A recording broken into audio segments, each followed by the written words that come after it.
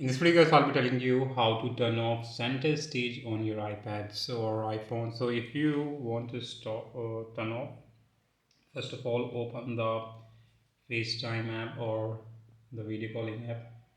Now, when you open the center stage or this control center by swiping down from the top right corner, now you have to tap on this FaceTime option. As you can see at the top, you can see this option FaceTime. Now you will be able to see this option called center stage in the video mode.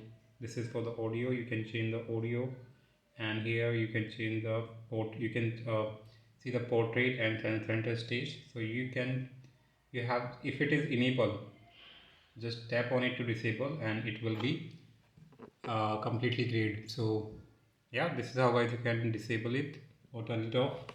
Hope you like it. And this option will be only visible when you're using the FaceTime. So yeah, subscribe for more videos. Till then, bye bye.